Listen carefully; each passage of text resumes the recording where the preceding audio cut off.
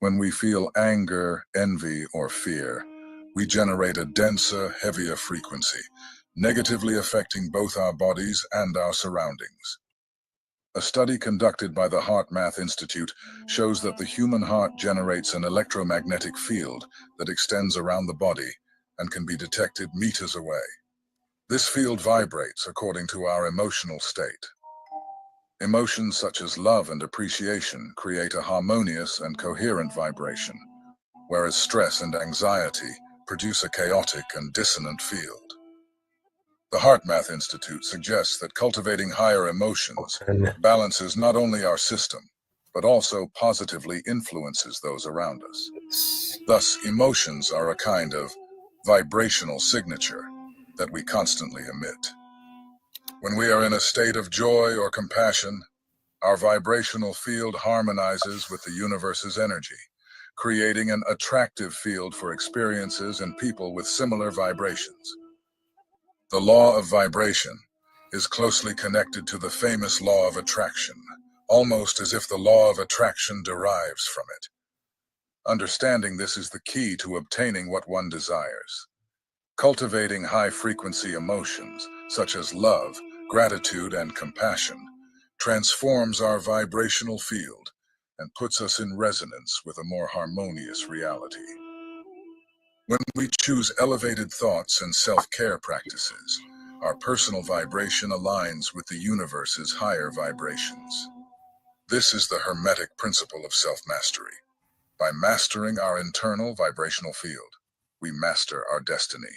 As within, so without.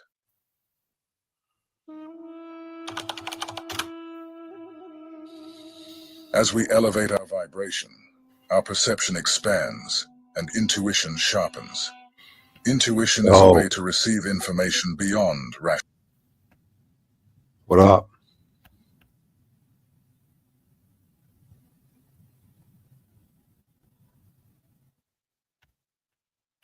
rational thought. In elevated vibrational states, the brain emits theta waves, associated with deep relaxation and a consciousness level that facilitates intuitive insights. Spiritually, the more we raise our frequency, the more we align with the waves of the universe.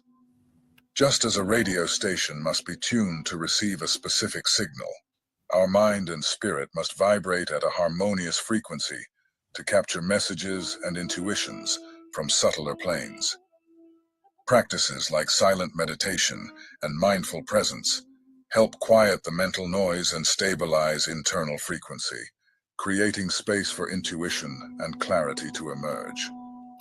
These moments allow deep insights to arise spontaneously, revealing truths and directions that would otherwise remain hidden from conscious understanding. Love is widely recognized in various traditions as the highest frequency that a human can vibrate at. When we feel love, not conditional love or attachment, but universal unconditional love, our cells, thoughts, and emotions vibrate in harmony with divine energy.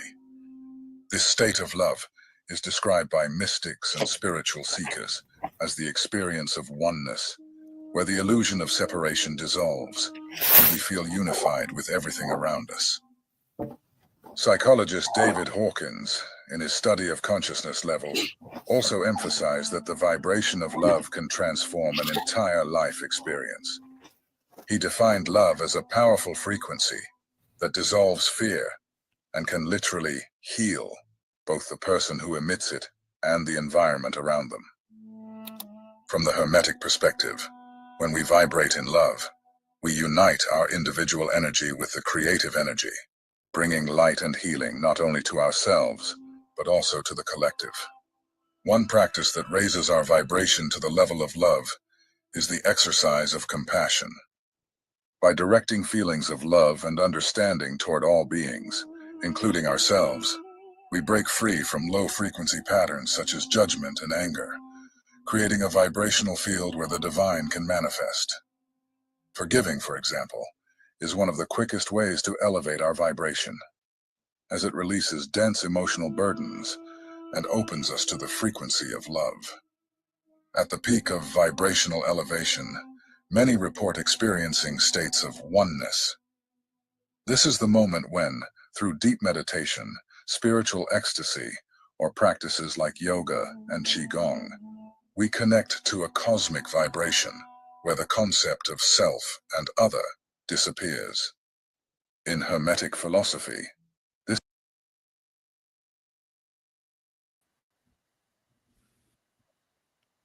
Yo, what up? What up, man? But yeah, Paul's. I guess he's live, but I guess he's just playing philosophical stuff. So I don't know. I don't like being live when he's live, but I don't know, man.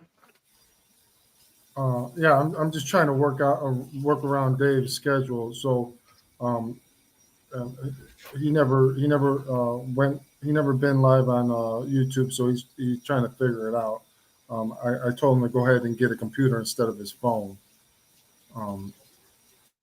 So he's gonna be able to come on this live. What's that? Yeah, he So should. maybe this will be a good practice for him before we go on Paul's to make sure we can work out the technical. Yeah, he should. He's just getting a computer right now. All right. Like I said, I don't usually like to go live when Paul's live and be like competition and fuck with him in any way.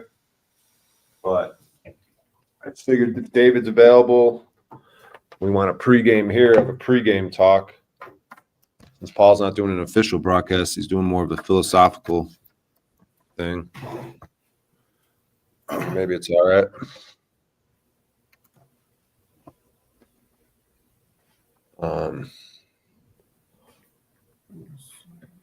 Yeah. So what the fuck, William? What the fuck, dude? The fuck was that yesterday, bro? What do you mean? What the fuck? You're giving Paul the same runaround you're giving me, dude. We're fucking going in circles, trying to fucking talk to you about shit. And it's like, dude, because that's the thing. It's like, we're not here to like convince you of anything, bro. Like, if you want something we got, cool. But like, we ain't gonna try. I understand you're not convincing me of something. I have the way I look at things, but I'm always willing to take in new information. I'm not understanding what he's saying. It just, I get some of the concepts, but I just can't, like, there's a few things I just can't figure out. Hold on one second, he's messaging me.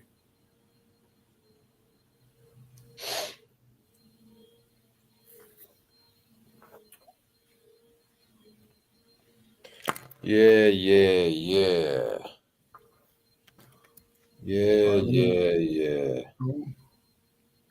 And Fucking William, I don't fucking know, dude. hey, man, we're all trying to figure this whole life thing out, right? Are we?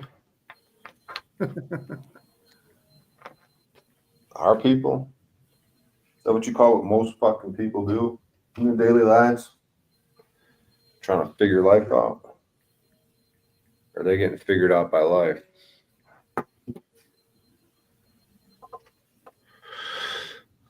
Fucking. Are you in a hotel now, Brian? No. I'm in an office. Actually, the way I found this office space was through the deposition. The Matt Sopron, Nick Morph, and Wayne Antusis deposition. I found a little workspace in an office building. It's pretty chill, dude. It was open on Christmas. Like, no one's here, dude. Especially like this time of year.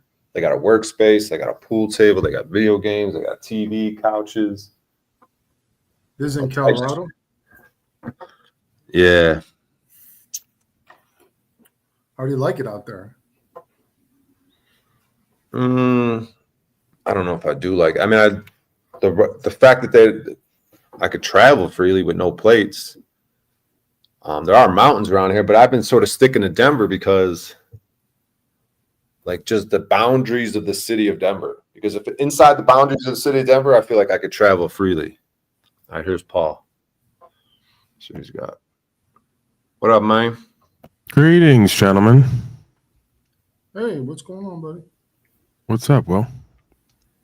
Life is beautiful, man. I'm trying to get Dave on here right now as soon as I can. He's trying to figure it all out. Crazy Dave? Yes, sir.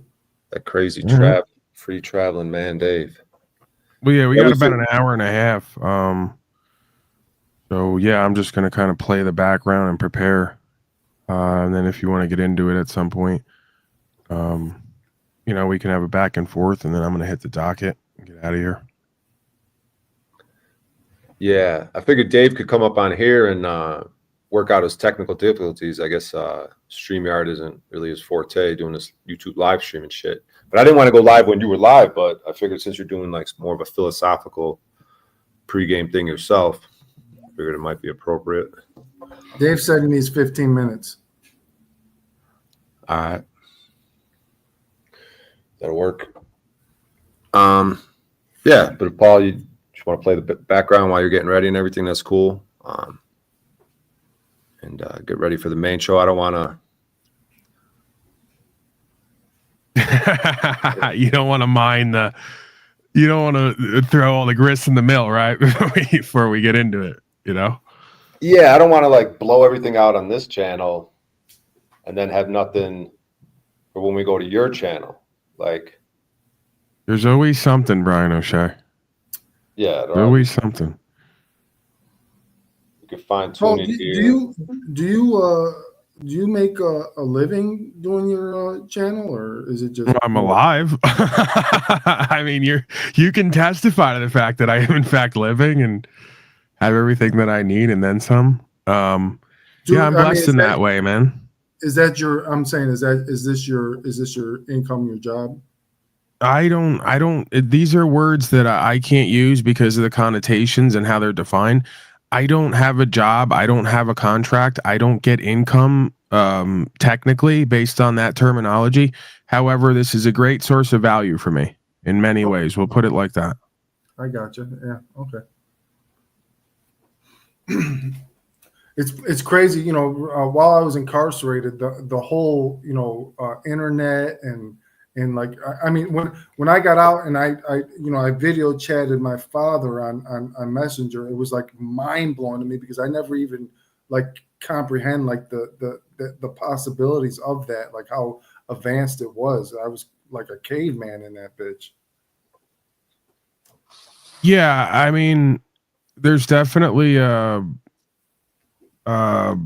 opportunities, I mean, that just goes along with the universal, right? There's always opportunities. Can we see that and the connection to that? Oftentimes no, but I think if we follow that kind of indwelling intuition and what we value and put that out, then it's only a matter of time before that comes back. So yeah, I just believe that what I do generates value because I'm in alignment with objective sort of power and value as an experience, if that makes sense.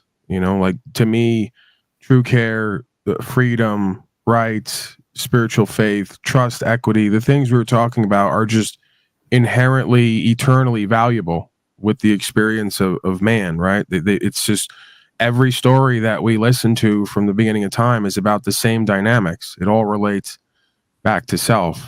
I was watching Gladiator last night, same inherent hierarchical power and value systems, and dynamics that sort of, make the man, objectively powerful and value able, right? The word is valuable, able to see and connect to and receive value. So I think that these are the phenomena we see in life where somebody goes from like nothing to something in quotes. It's just a change in their alignment, with certain aspects of self. I think that somehow, some way opens doors for the spirit to work through everybody and just create more value, just rising in power and value. It's not an egotistical thing, right? It's just an alignment thing with the universe. Yeah, I myself, I'm trying to figure it out. Like I'm trying to listen to my higher self and make moves in that direction. And sometimes I feel like I don't have the creativity to do so. Like I don't know if it's the confidence or the creativity. It's just sometimes I'd be like, man, I don't know, or maybe like you said, and the one thing I agree with John is the fear part. We live life a lot of times in fear on things. So it goes hand in hand, man. I found that like the more you eradicate fear and worry from you, the more it frees you up to be creative, right? It's oftentimes not that folks are not creative. They're just bogged down subconsciously, if not consciously, with what am I, if not others, going to think about me when I completely change myself in my life, right? And you got to get that completely out of your practice and your walk in order to really kind of come to a space, like you said, of confidence and faith to kind of free you up from that fear, to create a new you, to create a new life, if that makes sense, right? So I find that it goes hand in hand, because just imagine it, right? We live in a world, I'll speak for me, I'll keep it in the eye, where the people closest to you will be the first ones to try to keep you in a box. What's up with Paulie boy? He's fasting. He's kind of talking weird. He's talking care and truth and light and power. And I don't know, we're not used to that. We just want to sit around and stuff our faces and talk about who to vote for, right? So like, if you allow that to, it's going to interfere with your actualization campaign, and you're going to always be in a state of fear. What if I say this? What if I do that? What are they going to think? Well, they train us to be like that. We train ourselves and each other to be like that, right? And I found in my life, when you get away from all that and you go back to solitude, that brightness, you can start to cultivate that in you, and that confidence and that power and that abundance, just like the sun, man. All that we see outside is reflection of what's within. I really do see the heart space oftentimes as a reflection of the sun in the sky, right? This is why they say the man is bright, he's powerful, he's in abundance. All the things the sun is, right? It's bright, it's powerful, it's warming, it's abundant. It never runs out of power and energy to give and to express, So I really do feel like that the more we free up our fears of what we and others are going to think about us, the more we can be explorative creatively and in other ways, right? And then we can really start to find that alignment. Yeah, I mean, I'm on board with that. I agree with that. I do. You were doing big numbers yesterday, Paul. Like you did 27K, 30K, and then even just on my restream, it was like 1,100 last I looked. You know what the craziest thing is? It's percentage-wise, and it gives you a clue into like how this stuff works. From the beginning of time, right? I could do 30 grand in views and I'm only going to get 50 to 100 subscribers, because it's just, again, back to what we're talking about. The majority of folks, I don't think this is a projection. I think that objectively we can all agree, including ourselves to some degree, the majority of this world and this experience is made up by fearful, confused, chaotic people who go along to get along. And when they hear and see something that they're not used to, they're afraid of it. They shy away from it. They don't want it. They want what they're used to, right? So what I do, how I do it, what we do with other people, it's not conventional. It's not for most people, right? Just like wisdom and power and growth and actualization is not for most people. So I just feel like I'm in good company at that point. What would have kept me down and made me insecure at one point actually makes me feel more secure and empowered. That what I'm doing is for few, and actualization is not for most. What is that? Sorry. That was me. That's all they need is two of my big mouth now, not only one. We need two.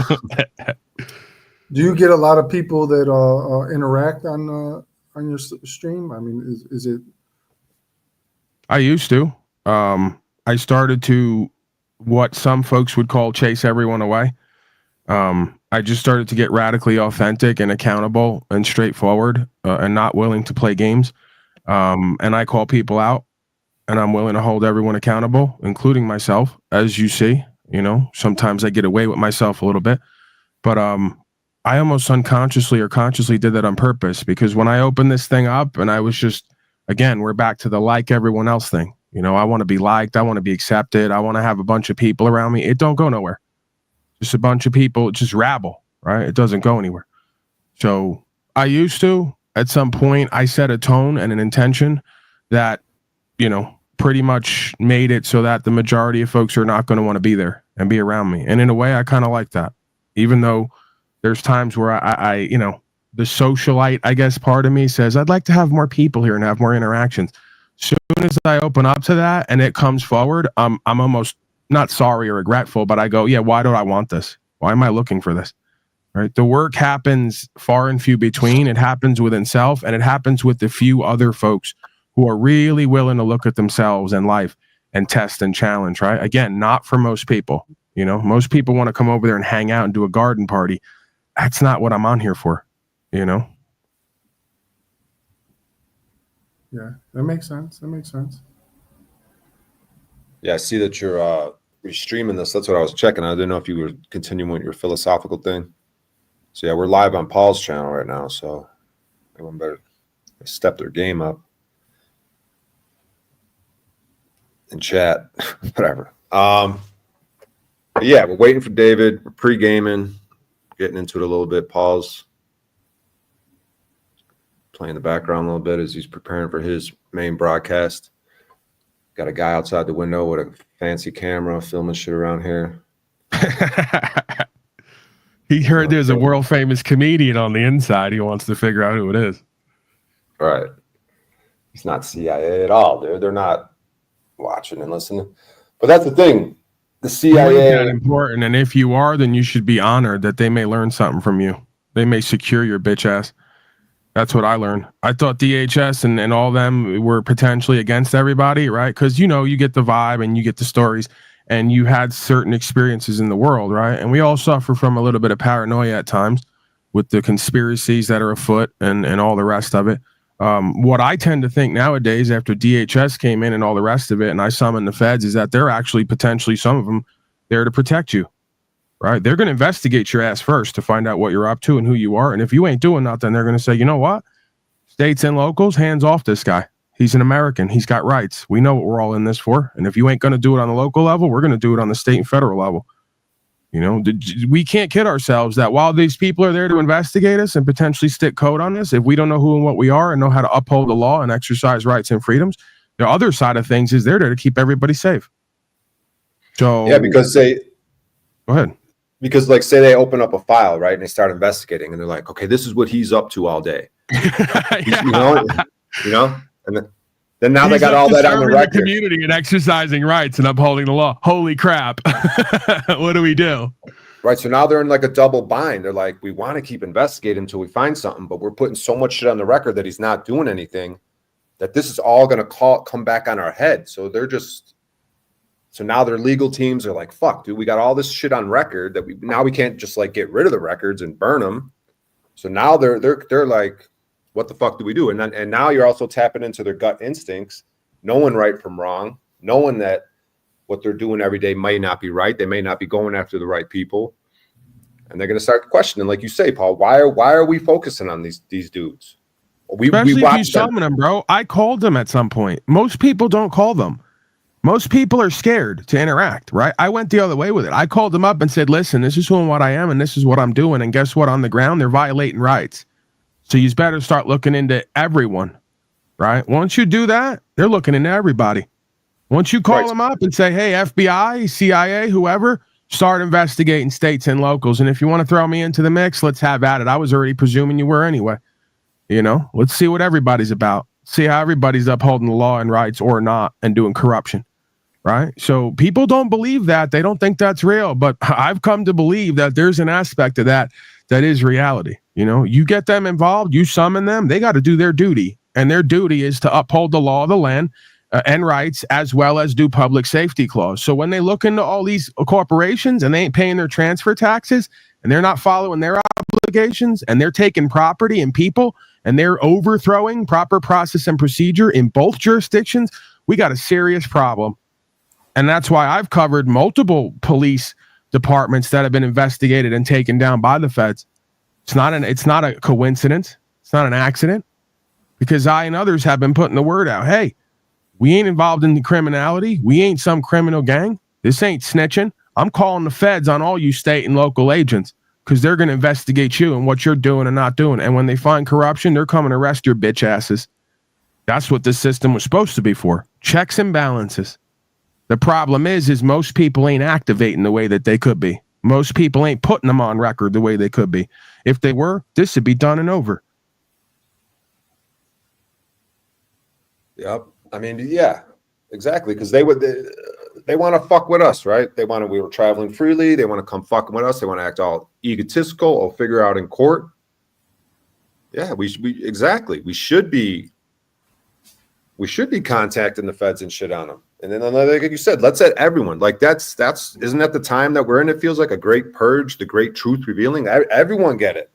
Bring it. Bring me in. Hey, if you guys got something on me, I've caused loss, injury, or harm to someone. Let's do it. Let's put it all on the fucking table. Right. They do. What are we scared of? If you ain't doing nothing wrong, you got nothing to hide, like they like to say, right? Yep. See, they're dead to rights because they're doing wrong in the legal capacity and a lawful capacity. So they're fucked in both jurisdictions. They're not following their legal code policy and procedures and courting procedures, administrative procedures, and they're not following the law of the land. They're not upholding that. So they're dead to rights in both jurisdictions. And then spiritually, we're going to have God's, I don't know how it works or how you get favoritism, what God's favoritism looks like when God's looking out for you. That could come into play, right? Like the 300 versus the 10,000. God had some, like God, faith of a mustard seed can move a mountain, right? Like that's what Maximus and Gladiator was all about. You know, stories that were combined from real people. The idea that when you're in alignment and you have pure intentions, the gods favor you, as they told Maximus. No doubt about it. You know, how could a guy go into 1,000 battles and never lose? It's beyond coincidence. It's beyond playing the lottery, right? You're talking about pure alignment to some degree. That's where the universe / the gods favor you because they see you're not like the rest, you know? Yeah, and to go into battle with that understanding, like that's like a super weapon in itself. If you truly believe, you have a conviction, and they talk about convictions, right? You have a conviction in your heart that God does favor you, that you are providing ministry. You do not cause loss, injury, or harm. You are on the right side of history, and you're going into a battle. Like you're not scared of losing your life. You're not scared of imprisonment, torture. You believe you're favored by God, and you're just going to go forward anyways, despite all the fear, despite all the everyone's telling you, how the fuck are you going to go against 10,000? They have all the ultimate weapons. They have all the financing of the government behind them. You're just a bunch of lowly slaves. How the fuck could you ever win a battle? And it's the same thing with these guys, dude. They got all their fucking high-tech bullshit, but they have no conviction in their heart, like Paul talks about. When you go to war and the soldiers don't have the conviction in their heart, and they start to understand they're doing wrong, and they're fucking with people, good, honorable men, that fucks with their morale. So they don't have it. Like, you know, just like they don't have it in every way, shape, and form. They have everything but that. It's a convincing case if you ain't got it, right? To speak kind of generally, if you ain't got the it and you're not in alignment with it, you know, it can be a convincing case when they have everything but it. Well, when you're in alignment with that thing, the way to the way, right? The unnameable, all of their tests and their challenges only serve the ends of that force, right? That's all it is. Like you start to see, oh, these people are not against me. They're from the opposite side, serving the ends of this higher force. They're giving me an opportunity. Every single time these cops in these courts have interacted with me, they've done nothing but give me an opportunity to put who and what I am and God's truth on record and go, okay, we got one who gets it, who's in alignment. You know, God favors this one. This one's conscious and aware with discernment. He's not our people. We can't touch him. See, yeah, that's the mark on Cain or Abel, whatever it was in the scripture, right? So that the other slaves can't touch you. Yeah, in the same way, they feel like they're working for the ones with the power, right? Like we have power. When they come up to that car, they're confident. They have convictions, right? They think something's going on in a power dynamic. But then once they're there to serve who has power. You had it. You just had it. They're there to serve who in the moment has power. If you don't have that with God, they're going to serve Shaitan. Because best believe Shaitan's got power in this motherfucker if you haven't noticed. Right. It's like people in the street or whatever. They're the guy who's moving the product that's got the power. Like eventually people are going to move towards that. The government, they think that the government and their bosses have power, but then, okay, they come knocking, and then the way they say, "Oh, you got no choices." "Oh, I always got choices." Boom. And then, like you said, it takes their breath away, and they immediately recognize, like, "Oh, this is something different. He's acting different." And then, like you say, they'll start being the servant. They'll start obeying the power because that's all they know. They only go to the pimp. Like, it's like a hoe in the street. "Oh, this pimp's got the power. I want to work." They're so fickle like that. They don't stand on shit. They just go to what they think has the power. So when we get out of fear and we own the position and we become powerful, they feel that in their gut. Like God, Bro, on a macro level, courting is no different from courting, and I've started to see it. This is why I say the whole thing's pimping and hoeing, tongue in cheek. There's no difference between the court servants and women when it comes to a man. They will reflect on some level who and what you are, what you put out. Like they say, what you put out is what you get back. You act like a child and a bitch, they're going to treat you like one. I don't care if it's immediately or over time. That's how we got here. You act like a man, they treat you like one. I don't care if it's a little bit or over time. See? So that's individually and collectively. Can't deny it with the experience and the walk I put on record, and you can't deny it with the last 4 years and the last 4,000 fucking years. Yeah. And whatever they want to label this movement or the types of things, all those soft synonyms, they don't have power, their shit don't work. You see, that guy went to jail. But those of us with the true understanding, we know the great work, even if it's not working. Like, and then there's levels to it, right? Like some people, like the one guy who went out and tried it, and then once it didn't work and he starts getting arrested, he starts bitching up and he starts like giving his power away. Like he thought that's the thing. How does it not work? What does that mean? Every time it says it doesn't work, because they didn't let me go in that moment, it doesn't work.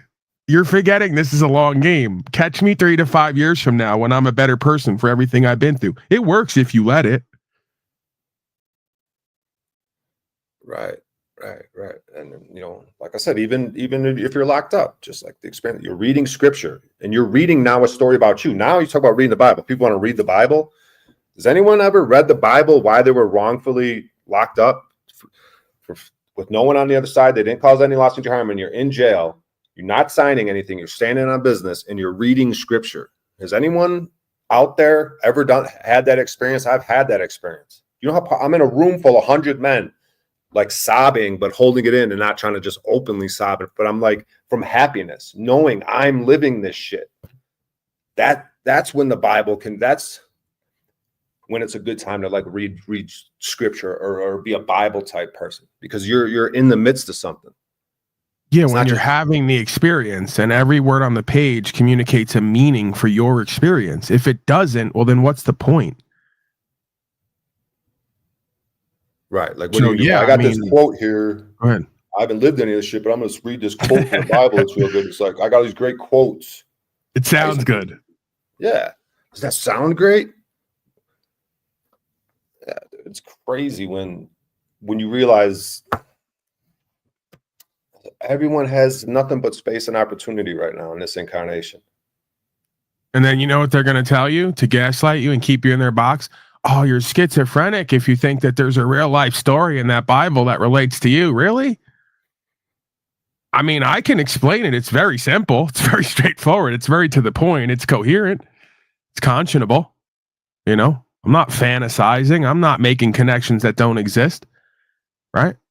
So this is the slippery slope, right? Between synchronicity and schizophrenia. And the majority of folks who are literally living a schizophrenic life will tell you you're schizophrenic for having the synchronistic experience, which is that consciousness and awareness is conscious and awareness. There is no story that can relate to the Christed being or any other being in scripture that doesn't relate to our beingness in any time period.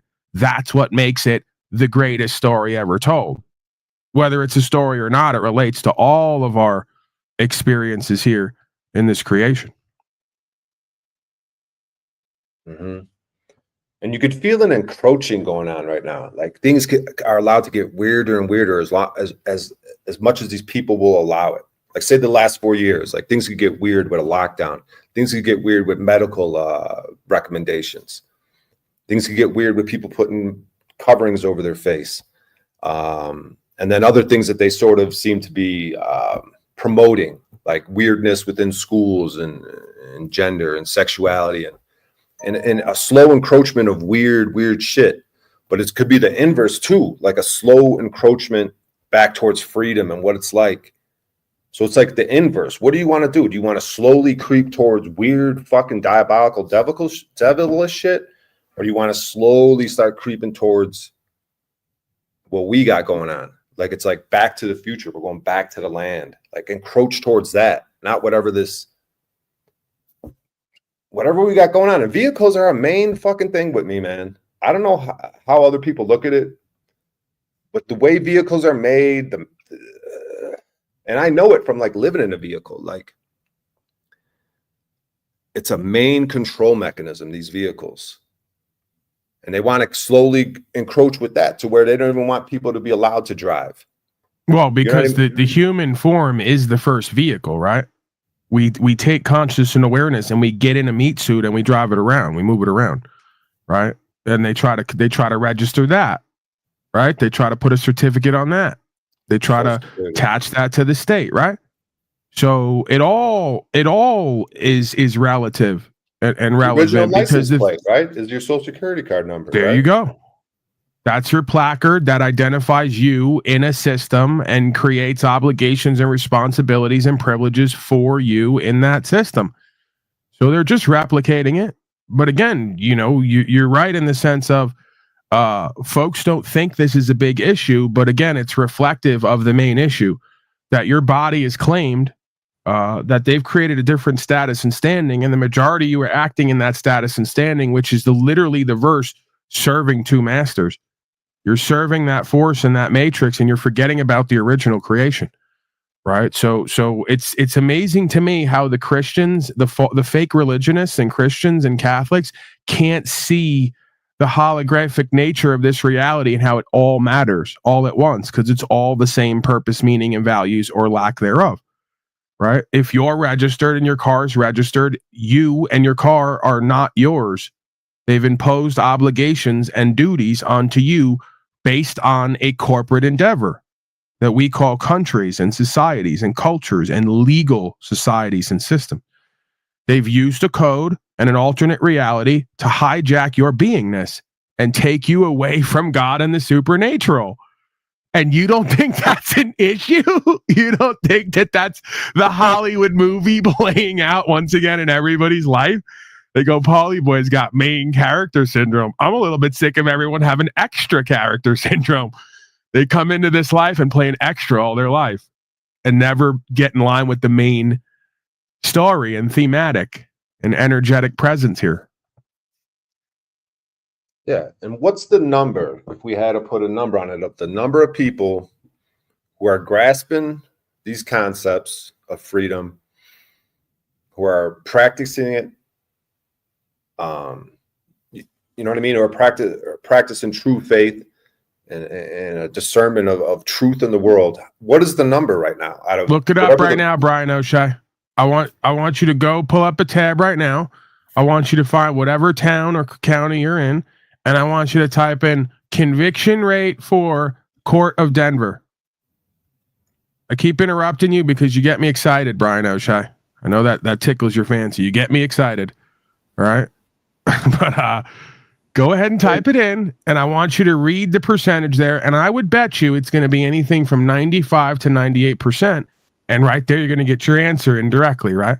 Of how many people are walking in trust, equity, and faith, and in alignment with what's true and what's right and the law of the land. It's less than 3 to 5% of folks.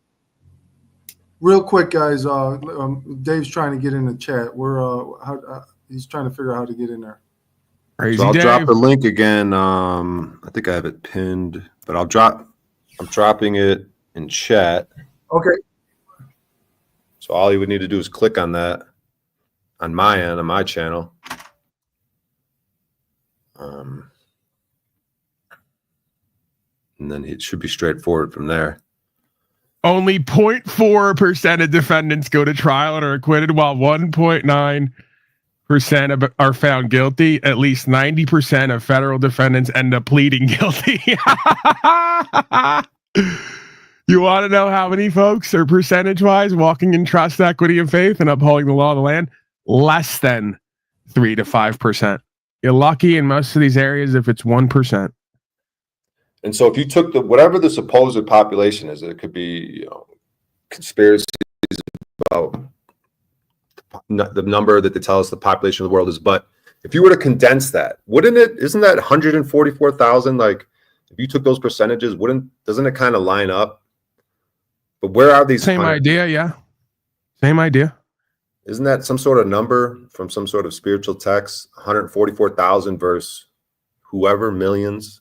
7 billion. So it's 3. So if you took that percentage, that might equate to something similar to 300 versus 10,000. 144,000 versus 6 billion or whatever the fuck it is. Yeah, there's probably way more people now, but it's still the same percentage, right? The number might be different, but still the same percentage. You might have 1 million folks out of 7 billion who are called, like many are called, but few answer the call back, right? Because fear is bigger than faith. There might be 1 million folks. We'll do the math. 7 billion. What's 10% of that? 700 million, I believe. What's 10% of that? 70 million. So, somewhere between 7 and 70 million, I would say. Which is a decent number of people, still enough people to completely change the world by changing ourselves. But now, out of those 70 million who even can hear the call and feel it and answer back, what is their level of conviction? What is their level of trust, equity, and faith? How far are they willing to go with and for this godly truth? Right? Yeah. How many of them would be like the guy on the side of the road? Oh yeah, I'm down for it, until he's actually getting locked up. And then it's just complete bitch up, like complete fall apart. Yeah. How many people are gonna, just like Jesus with Peter or whatever, like 3 of you are gonna betray me, right? Before the crow strikes or whatever. You're gonna betray me 3 times. And they're like, fuck that. They're pissed off. Bullshit. We're gonna betray you. Like how many? He doesn't have control. He doesn't have access to the chat. I guess your chat is locked. Well, I already texted you the link. If you want to text him the StreamYard link, he could just click on it from his texting, or if you want to email it to him. Fucking no, dude. This guy Dave, dude. He travels freely, but he's what the fuck? He's got no technological skills. That's pissing me off. Well, that's the thing. Yeah, but that's the thing. You're gonna. That makes sense. That right there. That's him. Where you're at now. Just he's here. He just said he's here in chat. On top of the fucking link, dude. What's the fucking problem? This guy's deal. Yeah, that's the thing, is you're going to have a lot of these folks who are called to the supernatural perspective who are not going to be very techie people, and they're going to have to learn how to use these modern day tools to spread awareness and to tell their story. Right? That's where you go meet Mark Passio for his 82-week course for $4,000, where he teaches you how to be the new media, but not live in anarchy, what he calls it. So yeah, good for that if you want to learn how to use these tools. Not so good if you actually want to live it.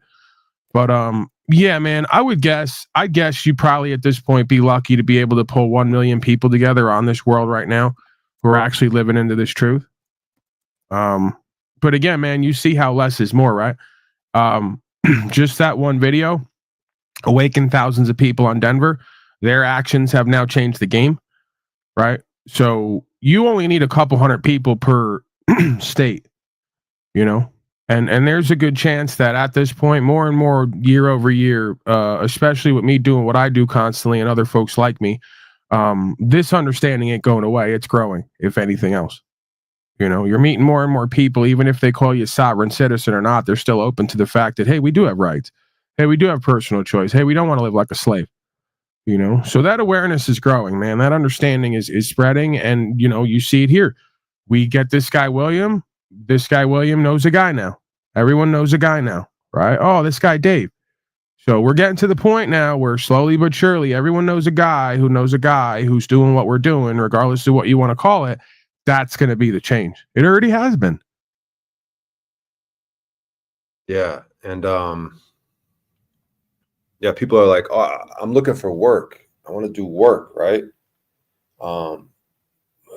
You know, with us doing these people, like if people want to, you know, people want to, what do they call it? Paralegal. People want to be like a paralegal job. Okay, we're gonna go see, because I'm having a hard time finding this shit. I gotta figure this out on my own. Like, I can't just. Some states you could just Google. You could just start Googling shit. It's gonna come up. Okay, this is the status of your case. For some reason here in Colorado, it's proven difficult. But if there's people out there, okay, I'm gonna help you. You know, get all this paperwork, get all this, find all this shit. And then once a settlement, you know, if a settlement comes in, you know, then boom, you're entitled to a percentage of that, right? Because you helped me out through this process. I needed to get all this paperwork and find all this shit and do these things. Like now as a big group, like, you know, work, great work, employment, right? Now they're giving us jobs, it feels like. I'm not even trying to have this job, but it seems like God's just putting something in your lap. Like, here, dude, look at this. Like Mitchell already got money out. He used a lawyer, but you got a lawsuit like right now, Paul, that seems open and shut. Like, I don't know how I would love to see them fucking deny you guys. Yeah, they set a court date. So once I go to the court date, I'll let you guys know what happens. But yeah, man, it's not difficult. You got half a page there. You can generate the lawsuit, and then the facts are going to speak for themselves as long as everybody's legitimate and they follow proper process and procedure. That's a big if, but we'll find out. You know, I'm obviously going to have faith. In my mind, it's already done and over with. It's the facts speak for themselves, and there's no way that you could legitimately toss this case when we got a dismissal and 2 people went to the can for a couple days, and rights were interfered with and property was taken unjustly. So it's pretty, as you say, open and shut. You know, airtight. So we'll see. You know, we'll see where it goes, man. It's a game like anything else, you could argue. And again, it doesn't change what is, right? It doesn't change that, like, you got to deal with me and 10 other people this week who are going to decide based on listening to me that they're done and they're going to try this out because they got nothing else to do, man. Like, I'm literally the head of the losers who have nothing else to do in this life. They're not impressed by, like, you know, getting a whole bunch of goofy bitches. They're not impressed with getting $1 billion. You could give all these people who fuck with me like me $1 billion. What are they going to go do? What are they going to go do that they haven't done already? We've already experienced the world and everything it has to offer. The next stage is the otherworldly, right? And living for some purpose here. So they're going to have to deal with us. We're not going away. We see through the veil. We get the whole point of being here in this incarnation. We understand that not living into this truth makes our life purposeless and meaningless. We've experienced what it's like to live like that, on drugs, alcohol, dealing with a bunch of losers. So you think this is going away? You think this is going to stop? They got to kill everybody, and they're not doing that. They're dismissing cases and getting sued. It's over, man. It's already over. Literally, you could pop the bottles at this point, you know, to a degree and go, it's already over. It's already done with. Now you got to follow through, though, right? It's saying it ain't over till it's over, and now everybody's got to follow through, and you got to keep showing up for yourself and others, and you got to get through the tests and the challenges, and you got to practice faith, and you got to get them on record. And now the next stage of it, obviously, is they're going to spray everybody down in the skies and poison your food and water to try to make it such that the presence of God can't be seen and heard and known and recognized here. And I don't believe that's going to completely work either. I don't think there's any weapon they form shall prosper completely against, quote unquote, God's people and this word and this message and this understanding. The more they do, the more they undo themselves. Yeah, man, I've been talking about it. The Deagle report's talking about the population of the U.S. being 200 million less in 2025 for some reason. Whatever that combination of reasons is, something with the stars, and there's some sort of click over, reset, weird. There's some sort of immigration thing. There's some sort of war. There's some sort of, like you said, something from being sprayed, something from a medical treatments. Why did they forecast that years ago that in 2025 U.S. population will be 200 million less? Very prestigious. Fucking all the politicals, all the military uses this Deagle report. Never makes a mistake, really. You could fucking People make their moves in Wall Street based on information from the Deagle report, and they're forecasting. You were there when everybody took a toxic vaccine, right? I'm just asking. Right, man. So Okay. if that was combined with some sort of 5G, turn it on. Like that's why sometimes I wonder. Like I think they experiment with it. We're they got a knob, like because sometimes I'll be like, oh, my heart, or you hear like a ringing in your ear. It's like, and it's like, what the fuck is that? It's like, yeah, at some point in 25, they just really turn that fucker up. And everyone that got all the boosters and everything, they're just dropping. Because I saw it happen. I saw people dropping. Dude, I saw it happen when that COVID first came out. I saw 2 or 3 bodies. I'm talking, I was in a auto parts store. Some dude just dropped the fuck out, hit his head.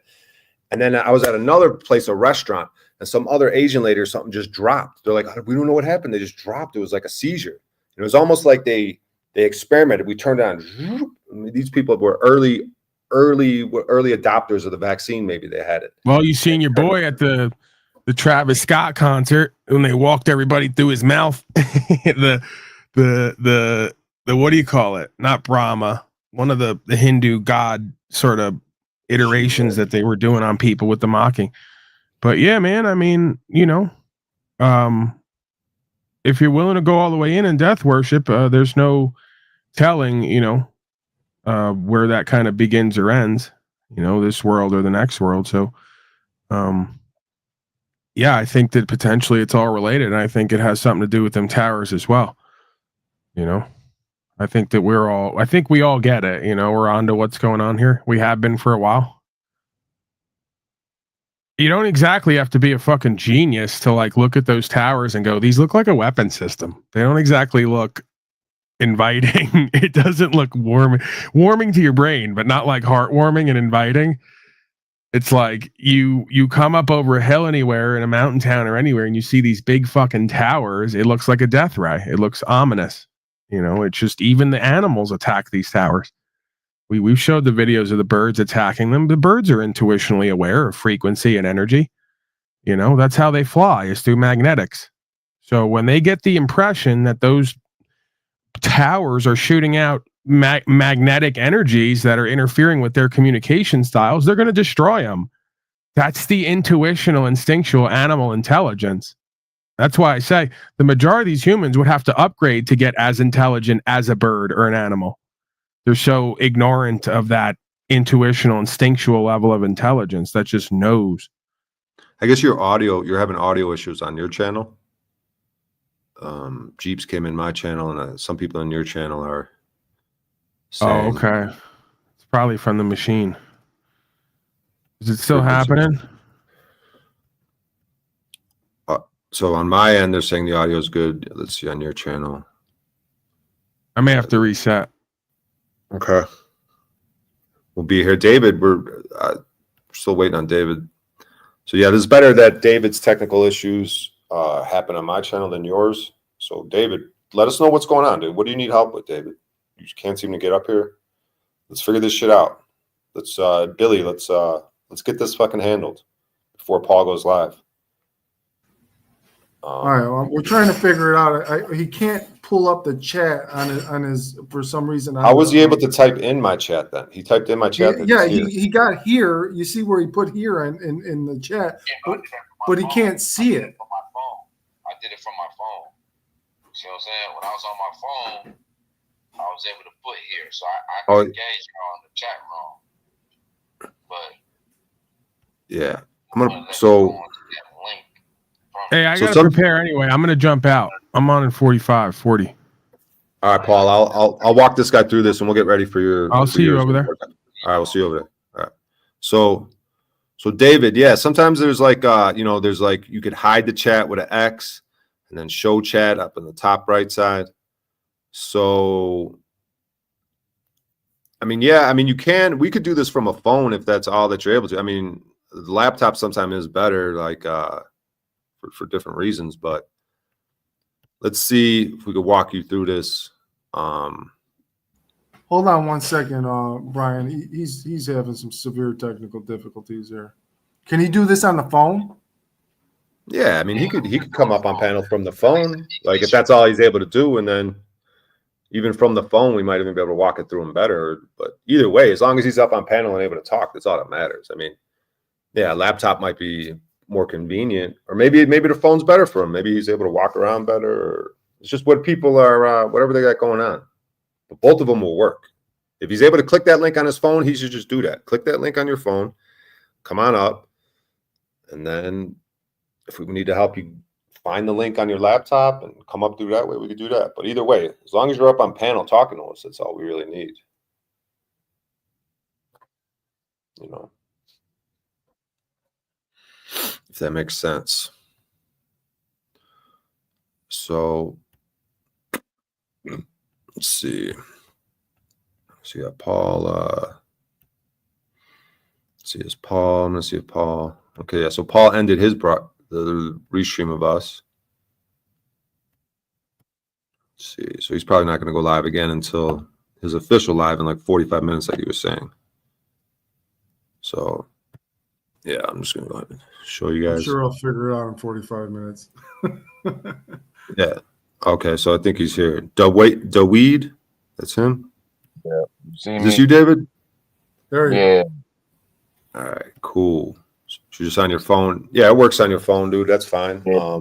Doesn't have to be the laptop. So let's check the audios. Let's have a little back and forth. How you doing, David? Good. Can you hear me? There's a little. Keep going. Oh, Keep well. talking. Let's see. Something's going on. You're muted. You muted yourself. Can you hear me? Yeah, we can hear you. Okay. Let me check some audio levels on my end. Your mic settings. So you got it on automatically adjust mic volume. Okay. Yeah, there was a little. I don't know if something's might be covering the mic a little bit. I don't know how you got it. Oh, what about that? Yeah, that sounds good. Sounds good. Okay. Yeah, that'll work. But I'm not able to turn it up on my end. It says automatically adjust. I guess let me try to click that. Let me see if I could just click that and. Dave, are you All right, I'll turn it up. Bluetoothing out the radio, or are you No, I got it on speaker. Oh, I got the Oh, volume up. I I just hear turned you. it all the way up. I just turned it all the way up. Okay. So yeah, man, we're gonna get into Paul, but we understand you travel freely. Yep. I'm a non-U.S. citizen national on the State Department's list, do not detain list, as well as the Illinois. From You're gonna change your status. Yeah. So the governor, chief justice, attorney general, and the local sheriff received an injunction on my behalf, taking the Illinois Constitution that's supposed to be coincide with the United States of America Constitution, and just using those to file an injunction so that when my name gets ran, whether it be from a passport or a driver's license, which is now suspended, but I can still use it for identification, or a state ID, they'll pull up, restricted, do not detain, do not arrest, do not interrogate, do not stop. So, and then on the federal level, I have a Were you able to passport. see these things? Injunctions? Yeah. Let me see. So like so that'll come up on their end, like because I seen something one time. I was in the back of a cop car and they're going through, like they're clicking through all my old pictures and arrests and shit, and then something pops up on the screen. Attention, warning, do not alert the detainee. We believe he is a domestic terrorist. Like that's what came up. I'm looking at it on the screen. This may be a domestic terrorist. Do not alert him to this information. I'm sitting there reading everything. Yeah, they have those warnings too. Yeah.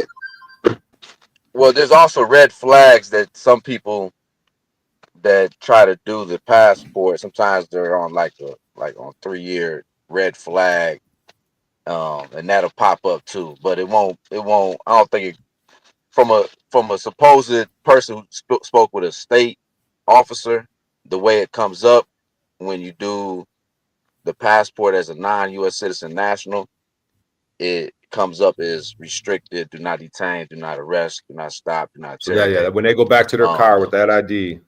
But see, that's interesting. Even handing Yeah. over IDs or credentials, I guess that's a different type of. That's more considered a credential.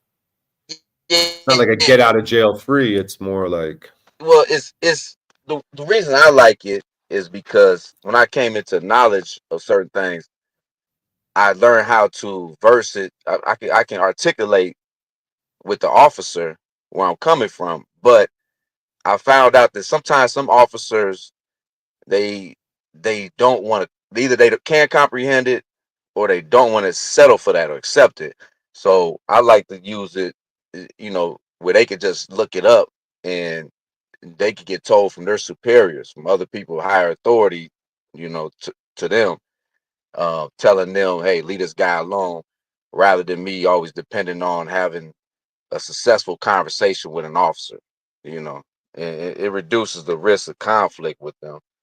So this is my Right. passport. I don't know if you can hold on. Let's see. This is my passport. Oh, And wow, the it's a only little difference, card, huh? yeah, the only difference, it's just a passport, but the only difference is, let's Is see that how where new the stars passports are. look? I'm used to the like book looking thing. They have the booklet. You can get the card or the booklet. The card will only, as far as travel purposes, I use it for identification purposes, but as far as traveling, this will get you anywhere that you don't have to cross seas. So if you want to go out to Europe or something like that, you have to get the book, and they'll, every time you take a trip, they'll take a book. So I don't know if you notice in this corner right here where my fingers moving, those 3 stars. So the only difference between my passport and the U.S. United States citizens passport is they have more. I think it's 5 stars. But when they look it up, that's the main thing, is that it has these You're cutting out. Looks like your numbers connection is that spotty. so I don't know if it's because you're doing something with your phone, but your connection's kind of coming in and out. A little bit spotty. You're frozen on my end. See, I don't know if it's because he's doing something with his phone. But yeah, man. Yeah, it's interesting. I want to know. I got more questions for him. I want to know if I'm assuming he's got no plates on there, but I just want to know if he's got some sort of private or what type of situation he's got with that. Got a few other questions. He mentioned, if it's not successful when you talk to the officer, and I understand what he means, but it's like the success is already the conviction in your heart. And when you get in that vehicle, you are successful. You are doing the work. Doesn't matter what evil entities come to you and do things to you or try to steal your shit and do things to you. And just because you're telling them about true and honorable shit and they want to be dishonorable, and then other people, that wasn't a successful interaction. Nah, they could do anything. Kill you, take you to jail. I am successful. Like I say, in this faith conviction shit, I'm bulletproof. Signed, sealed, and delivered. Wax stamped. Paperwork has been submitted. Notice has been given to God. This is a man, a free man. You want to go and cause problems to a man, an honorable man who's not causing loss, injury, or harm? Go about it. See how that works out with you and God and in this world. I think David's maybe trying to fix some technical issues. Hopefully, I'm sure he'll be back. But you know what I mean? You win. It's over. You've won. Everything else is just let it play out. Let the long game play out. It says they will need to connect something. Okay, I got you. All right, you're back. yeah. You hear me? Yeah. Okay. All right. So Yeah, I went out for a bit. I could tell you couldn't hear me. I could hear you though. Yeah. So usually when I was in the past using my driver's license and state ID for identification, it was attached to my social security number. So the social security number brings up the background, previous traffic history, any felonies, stuff like that, right? So with this, it brings up, I got my sons. I almost showed you my sons. I got my sons too, as a non-US citizen national. So that way, if he ever borrows his 16-year-old friend's vehicle at 13 or whatever, he gets pulled over. He has the right. They know he has the right to travel. You know what I'm saying? They probably call me or something. But here's mine. But on there, it's got a number right here that replaces the I number. It replaces the Social Security number. So when you can go to a gun shop and get ran under that rather than a FOID card, because again, the U.S. Supreme Court has upheld you don't need a license for rights. You can't license a right. There's no reason to make it a right if you have to go to somebody and get a license for it. At that point, it's like a tax or So something. yeah, so you don't even need a FOID card, you know, and this goes for ex-felons too, who become non-U.S. citizen nationals or just learn the law and know how to apply it. But you use this new identification that's not attached to Social Security. You know, it separates you. It's like a fresh start. It's new identification. When you go to apply for something, you use it in place. A lot of people don't know how to do it. So sometimes you run into that where we don't know how to do that. All we know is how to, you know, use this type of card or driver's license or something like that. And then you can either educate them or go elsewhere or whatever, ask for a supervisor or somebody that knows how to, you know, use this identification instead of the other alternative identification. But this is a way to not have to have your Social Security or background attached to Right. Now, let's say your interaction like with somebody. immigrant, or does this affect like a ICE status? You know what I mean? So if you're saying, because I hear non-citizen, it's like, No, it's immigration talk. yeah, well, you're an American. Yeah, you're still an American. Well, what we haven't been taught is that national there's instead of different citizen. citizenship. Yeah, so it's non-U.S. citizen. So all you're saying is I'm not a United States. When I say United States, I don't mean America. I mean United States, the corporation in Washington, D.C. The United States that's in all capital letters, the one that operates as a corporation that we sometimes confuse as the government of the United States of America, but it's really like a board room. Right. So that's why it's out there in Washington, D.C., which is District of Columbia, which ain't even fucking U.S. And that United States, the one that you see in all capital letters, and it doesn't say of America, it just says United States. That's been incorporated, and that's their entity, right? Like that's like that's like the straw man of their shit, like their straw man that they operate out. Like if someone made an LLC for liability reasons, citizen means employee. Yep, there you go.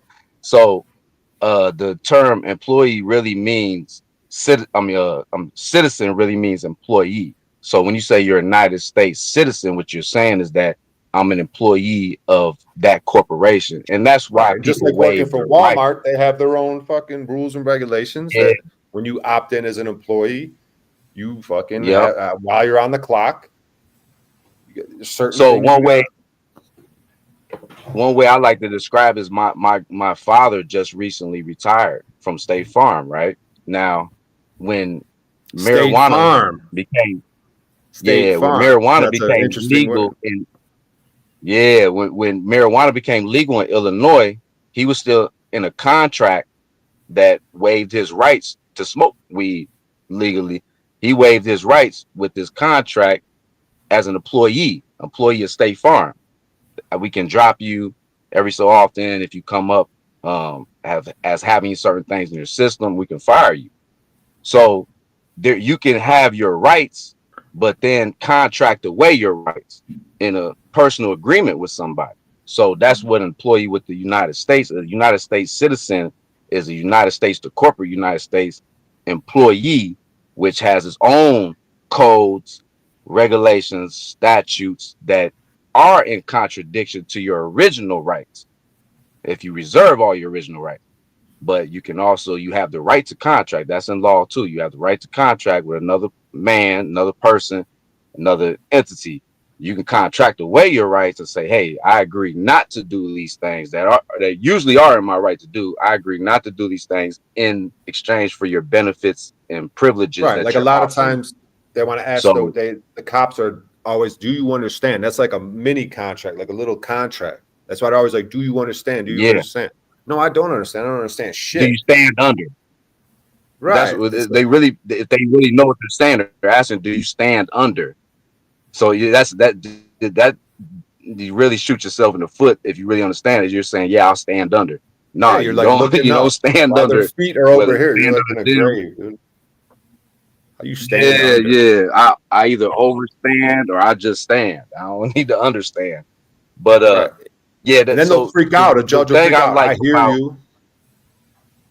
I comprehend. The yeah, judge will be yeah. like, Well, there's a lot of there's a lot of things that we don't know that they get us to identify with the ens legis and shoot ourselves in the foot from the get-go. So like when you first walk into a courtroom, whether it's for a traffic ticket or whatever, you're supposed to make a distinction between when they say is for me David Castillo or David Castillo, when they read that all capital letter name, they're saying, is he here? I'm not supposed to say, hey, raise my hand here, present, like in school. No, I'm supposed to say, I, the living flesh and blood man, however I pronounce my name, like I said, am here under special appearance, representing or on behalf of the defendant in error. And then I'll say the name again that they said, in all capital letters, and you make a distinction from the get-go. There's you and there's that name.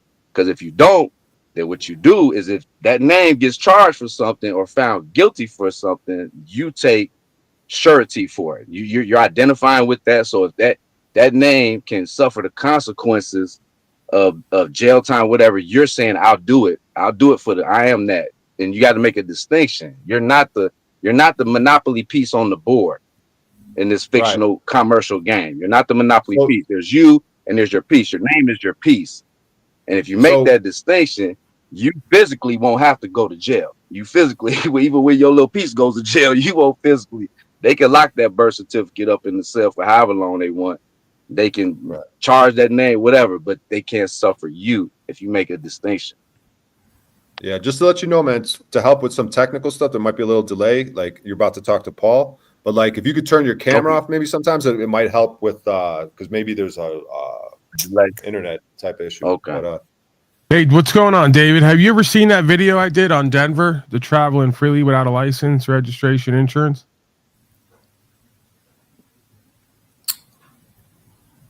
Yeah, I maybe actually just turn your watched camera off, David. Oh, okay. Yep.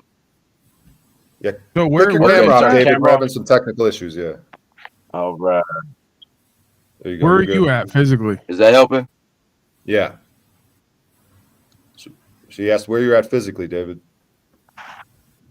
Let me What state are also you make sure. You said what? What state are you on? Oh, I'm in Illinois right now. Yeah. Illinois. Oh, okay. Yeah, I'm gonna get closer to the Wi-Fi signal so you can hear me. All right. Maybe this will be better. I might be too far away from the modem or something. Yeah, that's All what I right, was yeah, thinking. keep going, O'Shea. I'm just gonna hang out. I got like 20 minutes. I'm ready to go. Yeah. Yeah. So yeah, David. Yeah, it's better. Yeah, it's better. Well, So like I'm saying, I was saying that, I don't know if he explained his story about, when he came out to visit me in California about him getting locked up in Utah. To me, it blew my mind. It's an interesting story. You want to share Well, that now? we'll probably talk about that over there. Oh, okay. Well, talking on your live? Okay. Well, just so that we don't, because then he's gonna say, and then we're gonna do it again. You know what I'm saying? And then it's just gonna be like him repeating. Okay, But yeah, we're gonna get deeper into sort of different events and what goes on, and if he has any documentation, because you got the usual tards in chat right now who want to talk about this is inmate talk and we're the morons and they want to project and all the rest of it, right? Like we understand the law, we know the law, we uphold it, we get results. Majority of folks are just cowardly slaves and they don't want to do better and be better and have better. So we're not here for you. For those of you who are happy with your slavery and want to cock out and submit, cooperate, comply, all places, all times, and not know who and what you are and what the law is and your rights and your power, just fuck off. Go listen to Nicki Minaj. There's no reason to be here. You're not convincing yourself or anyone else you're the most intelligent person here. Quite the opposite. You're a dunce. So cope, do what you got to do, and then keep it moving. Yep. So, yeah, once again, I just want to reiterate, a success, even if you go to jail or if you run into a cop or a judge that you say, oh, he start bringing stuff like this up in the courtroom and they're like, oh, yeah, we know about you guys. We're just going to railroad your ass. Like, it still doesn't take away the success. But that's where the faith comes in. Like, because sometimes we feel like, damn, man, there's too many of these egotistical judges, where I'm just going to get railroaded. Well, then there's ways around that. Either you don't show up, you keep your mouth shut, you just, like Paul talks about, you just submit, you give up your affidavit or your letter of notice, whatever it is, your little few lines on your paperwork, and just stand on that. Be like, there's nothing else. Because I believe that, like, the most powerful things are very, very, very simple. Like Carl Lentz talks about that. He's like, dude, I could just tell you all this shit in 1 hour, but we could spend a whole fucking lifetime. It's like most things in life. You know what I mean? Like, you could try to figure things out in life. You could spend your whole life, like, but truly, most things are just boiled down to a very, very simple essence and a very powerful thing that would resonate with most people. And when we start talking about this shit, because the cops and everyone, they pay for their registrations. They pay for their licenses. They go and live life outside of that uniform. Like I say, I'm a completely different person outside of this uniform. Well, yeah, maybe that's when you're a fucking normal person with a conscience and heart, and you're not just doing it for the money. I've had a job where I did shit for the money. I talked about it. I would have to fly around and take people to treatment centers and shit against their will, young people. I knew it was wrong, and I kept doing it for the money. Inauthentic corporate beta. What about male. the gay prostitution thing? You did that for a while. Well, that was more of a consensual. I don't know if I want to get into it. It's All right. kind of a little, yeah. But that was consenting adults. No.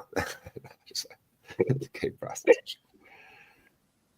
Very lucrative. Yeah, gay prostitution. Extremely lucrative. There's nothing wrong with doing something that you enjoy or that you can tolerate to make a living, as long as you don't pigeonhole yourself to that being your life purpose, right?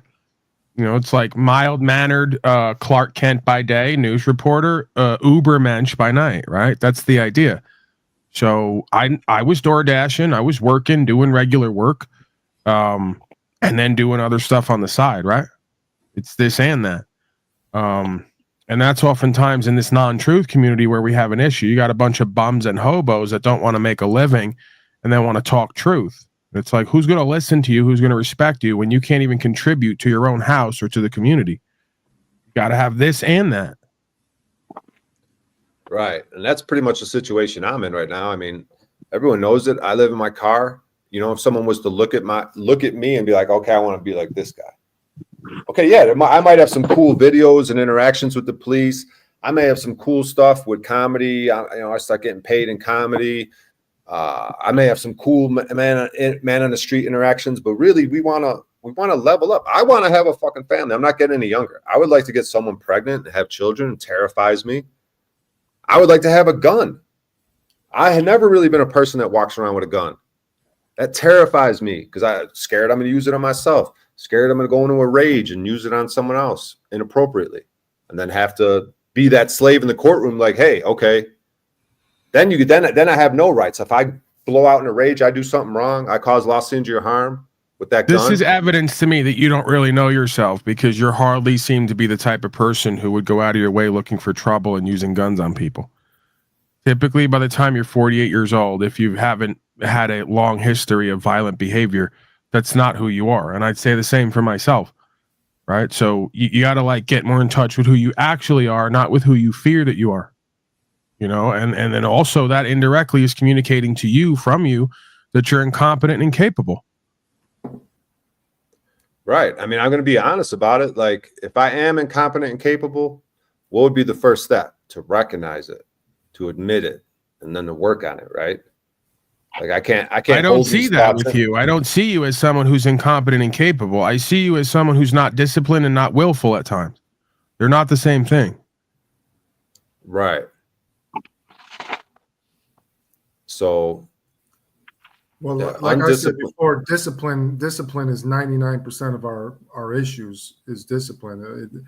That's like the biggest hurdle to get over in life. Yeah. So what did Paul talk about yesterday? Discipline is what's the root word? Disciple.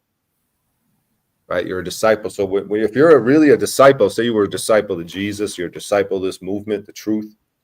Like that could be energized giving to you, right? That would make you want to get up early. Like discipline would be a thing. Like you get up early. Like today, I exercised. I did push-ups. I did shoulder shit. I did these things that normally I haven't done in a little while. I ran for a little bit. I got up early. You're disciplined. What do you do throughout your whole day? Did you get up early and work hard throughout the whole day, and then go to bed early and do it again, day after day after day after day? And then he said, willful. Your will to succeed. You're full of will, right? William means strong-willed warrior. That's my middle name, William. Brian William O'Shea. Strong-willed warrior. The will. So if you're a disciple to truth, and you're full of will, which is a strength, like your willpower to stay alive. You mute him while you screaming yelling over him instead of muting him. He gets louder. Anyway, if you're strong, the guy's crackling and banging. Come on, O'Shea, act like a host for once. Act like you're confident and capable. So used to people just fucking with me, dude. I just suffer through it. No, keep going.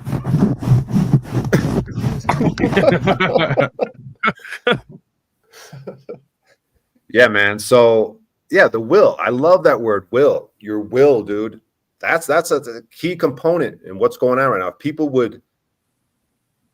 people were willful, if you enact your will, there's almost nothing more powerful than someone's willpower, the power of will.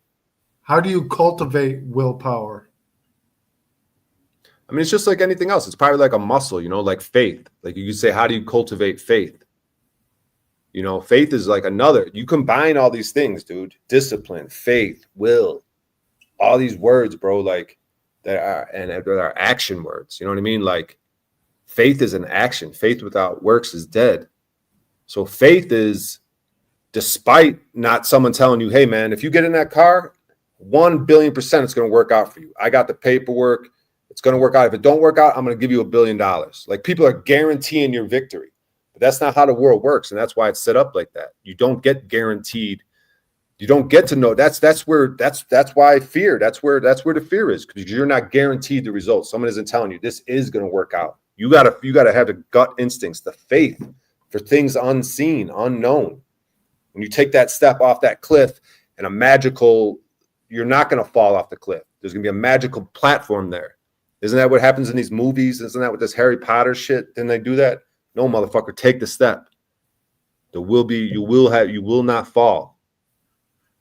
Well, me and Dave talked about the right to bear arms and being a felon, and nothing scares me more.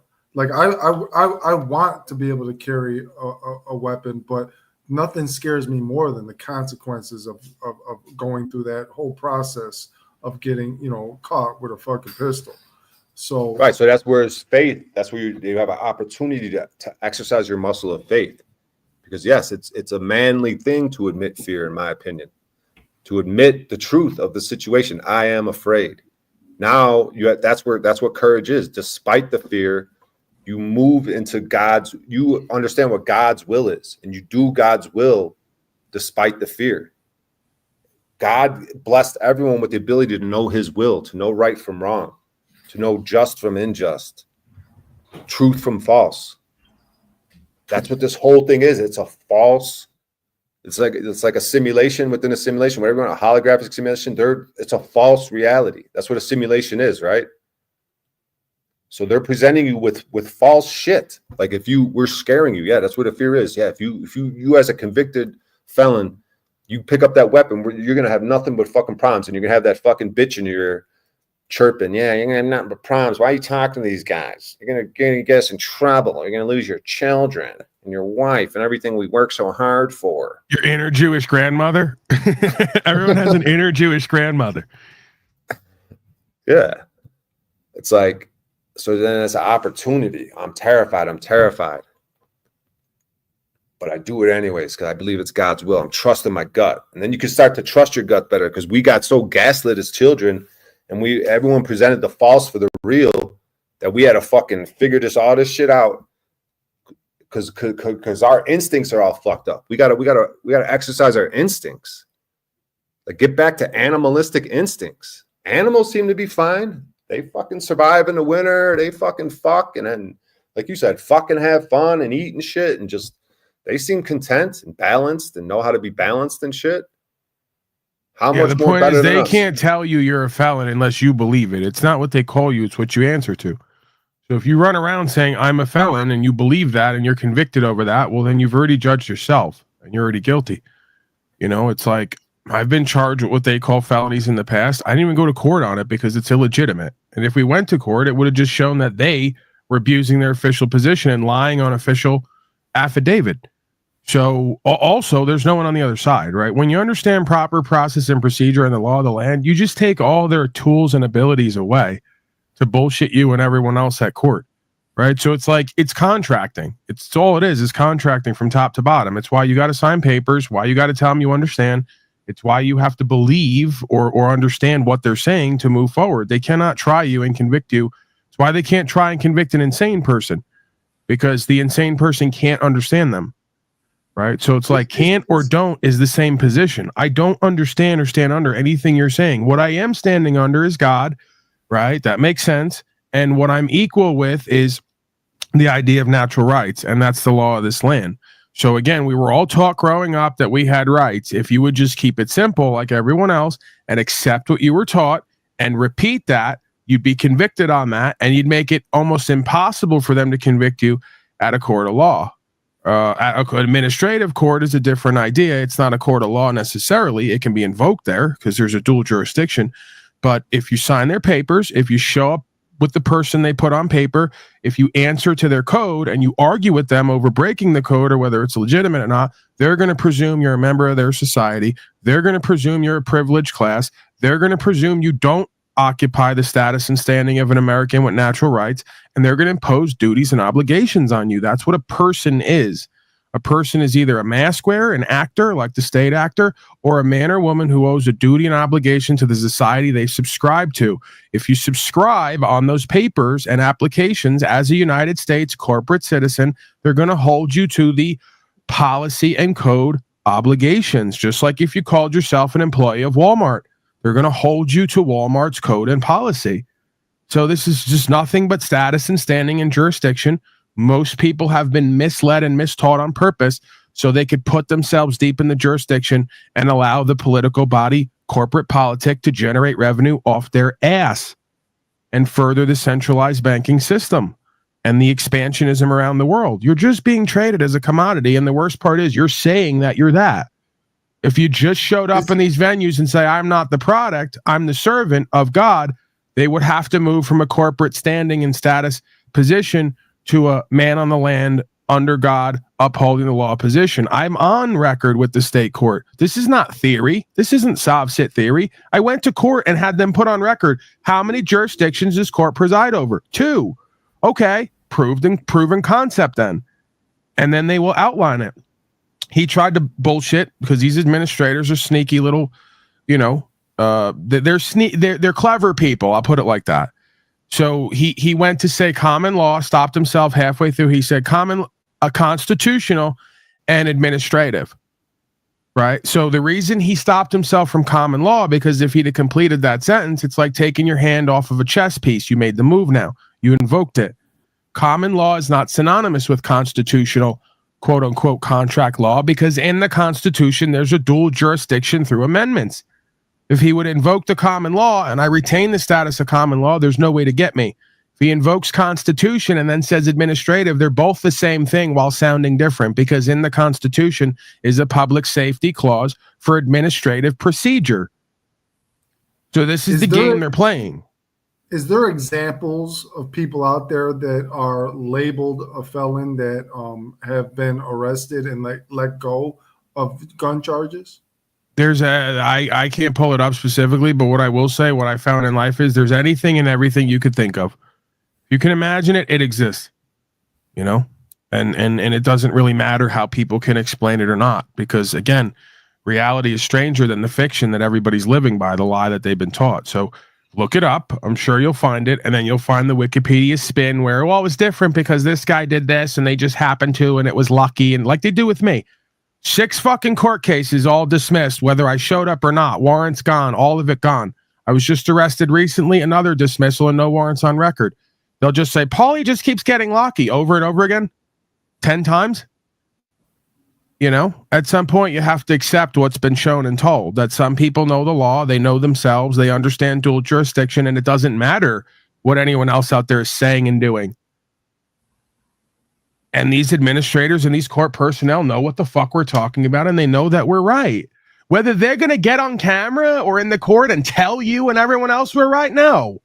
You're just going to see certain people constantly getting their way at court, some way, somehow. People who you'd least suspect, who have no degree and no formal training. It's not a coincidence. It's not an accident. And no, I'm not ratting on anyone either, like they like to say. It's either I'm getting lucky, how is this happening, or who are you ratting on? I don't deal with anyone. I don't have options to rat on anyone, even if I wanted to. So it's like, just believe sometimes what's shown and what's told, because it makes more sense than anything else anyone's repeating. Again, you keep saying, are there felons out there? I keep saying back, why do you keep calling a man a felon?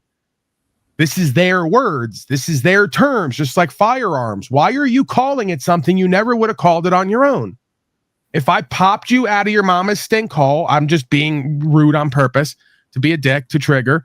But if I popped you out of your mama's hole and you were in the middle of the forest, would you call any of this crap anything that they've told you to call it? No. But this is the problem. Everyone wants to act like they're like everyone else and so smart and repeat what everyone else is saying and then put themselves in the jurisdiction.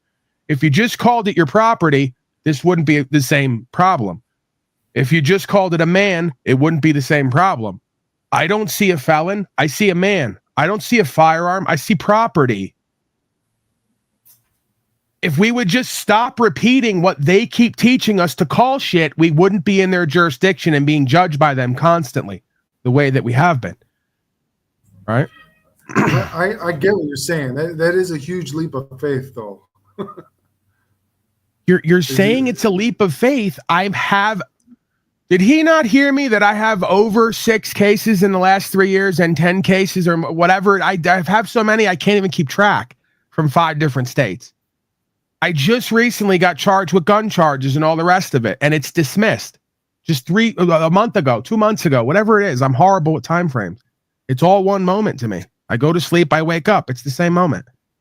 Well, I think that's why these conversations are vital, because this is what helps increase the faith. Like there was a Zoom meeting I was on with other nationals around the country, and one of the guys in Alabama did the injunction to the governor, chief justice, attorney general of Alabama, and then his local sheriff put an injunction using their Alabama constitution that lines up with the original constitution, showing how he has his original rights and letting them know I reserve all my original rights. And he had it on file. He had previously been incarcerated, and he had got pulled over. Now with the injunction in place, he got pulled over in Alabama, and there was a gun in the car, and somebody that he was riding with in the passenger had dropped some crumbs or some meth or something. You know what I'm saying? So he thought he was popped.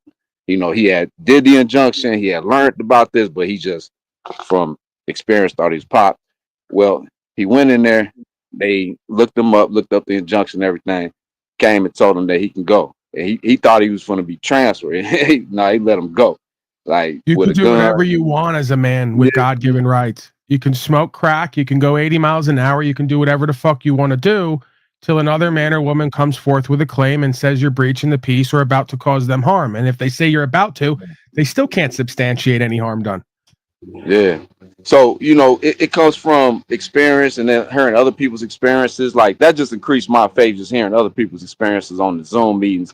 But then have my own personal experiences where the officer let me go with no driver's license or suspended driver's license, the plate suspended, everything, you know what I'm saying, as far as the DMV and Secretary of State is out of whack, you know, and they would still send me on my way, even throwing some marijuana that actually fell out the glove box while trying to retrieve my registration, even throwing it back in the car after running me, throwing it back in the car, saying have That's a good your day. property. Like that's those type of experiences seem very unusual towards not just other people, but at me. But I'm expanding every time I have an experience that I cash in on all the work that's been put into play.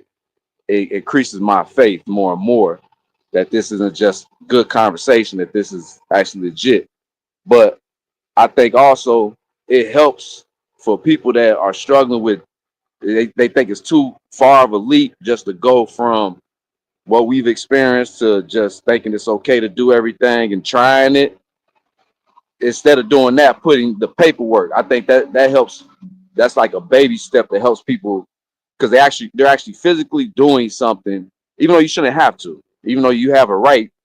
When you're born, you have your rights, but putting the government, it's not asking for anything, it's putting the government on notice ahead of time that I know who I am, I know who my straw man and ens lingus is, I know who I am, flesh and blood me, I know my rights.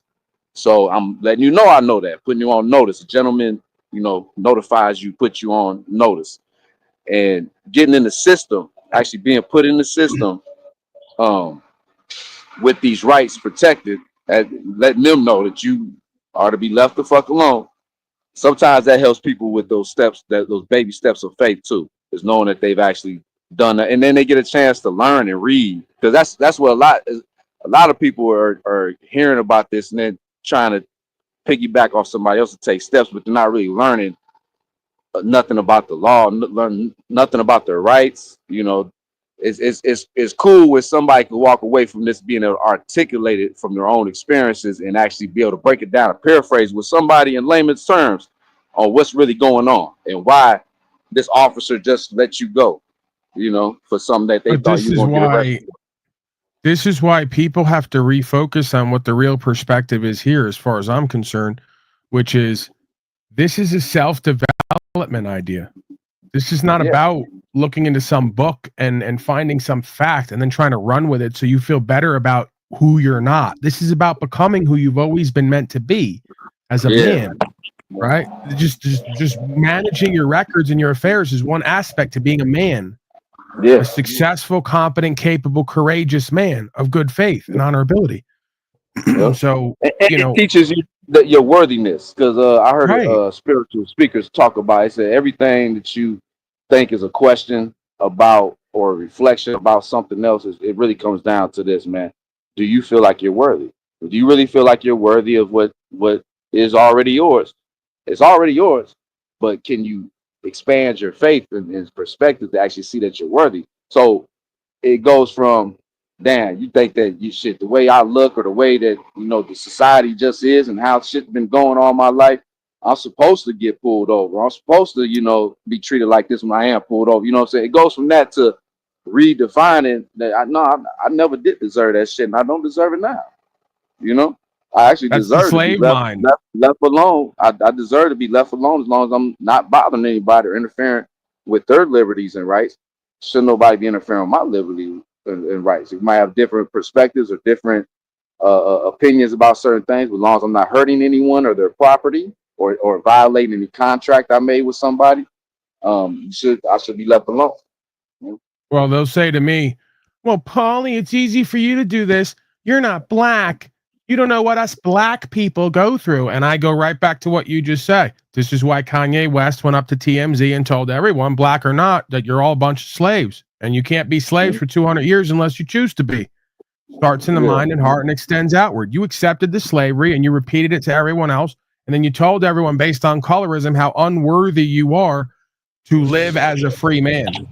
So you're basically teaching yourself and everyone else as black folks to stay a slave. Because what's going to happen if black people start to feel and live and be worthy of the truth and rights and God? Imagine what's going to happen then, right? Yeah, you're going to see a complete fucking change in a non-unity that's gone completely overboard. And that's color aside, right? I'm just saying these certain inner city, quote unquote, black communities are completely devoid of God and worthiness, self-worth, self-value, self-respect, inspiration, empowerment. That's exactly what we need in every community now more than ever. It's not a coincidence. Well, the next step towards real freedom is actually learning about what the 14th Amendment citizenship was all about and going beyond that, because it was really a trick. The 13th Amendment, you know, took care of slavery. 14th Amendment came behind that as a solution to what do we do now with all these free slaves. There was already Americans before that, but now what do we do with these free slaves? Well, let's draft them in as 14th Amendment citizens with giving up certain privileges. I mean, giving up certain rights for benefits and privileges. So then it even says that they don't have all the 14th Amendment citizens don't have all the rights protected. It even says that. So it was just a way to deal with slavery, but not really draft people in with full American rights, full divine rights. It was just a way to draft them in with giving up certain right of those rights with benefits and privileges. We're gonna help you out. We're gonna help you get on your feet. But after that, everybody just started becoming a U.S. citizen. It became what people didn't call themselves American. They didn't call themselves a state national or a national. They just started calling themselves U.S. citizens. And every time you look at some paperwork now, the trick is, are you a U.S. citizen? Yes or no?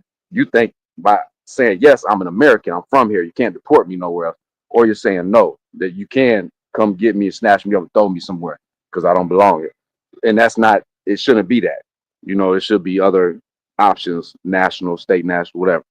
But that's the next step towards freedom, is saying, okay, in the 60s, this was a start, becoming, getting civil rights. After the 14th Amendment was in place, now we're getting civil rights. Now we're trying to move towards, real life equality. But real life equality is where everybody has their original rights asserted and being respected, way before predating the 14th Amendment. Hey, I'm going to jump out. I'm going to get the intro started. And then if you want, we could touch on a little bit of this over there. I'm probably not going to do too long, but you never know. We could touch on it, maybe talk about a couple of your experiences, let the slaves go crazy like the one that over here in chat. Why they free, they belong in jail, all the rest of it. You can keep stamping your feet and saying it. You're just putting yourself in judgment. You want harm to come to your fellow countrymen because you don't know who and what you are. So feel free to keep speaking a karmic judgment that's going to rebound back on you in your ignorance and arrogance. If we belonged in jail, we'd be there, dummy. So we literally have proven over and over again we don't belong there based on what the system has put forth, and you're not happy with that. You want it to happen. You're trying to will it to happen, right? That's evidence of hatred. That's evidence of disintegration with God and the truth, trust, equity, and faith. That's evidence of your disempowerment. So not a problem for me or anyone else here. I'll see you guys in a bit. All right, Paul. Thanks for being here. I muted up David. He was I'll go ahead and unmute him. He's kind of clicking and clacking. Are you? Yeah, there you go. Yeah, I think your internet, you're having some connection issues as well. But yeah, we'll probably wrap this up. Paul's gonna, like you said, he's gonna start his intro very soon. So we'll go ahead and wrap it up here. And, encourage. I'm sure you're gonna be over there at Paul's, right, David? Yeah, I'm gonna switch over. Okay. Mm-hmm. Yeah, Paul just started over there, so you'll see a link over there as well. So everyone head over there, and I'll see you guys over there. Okay. Thanks for being here. All right, David. Thank you. I'll see you over there. All right, you're welcome. Thank you. All right, see you guys later. Bye-bye. Bye.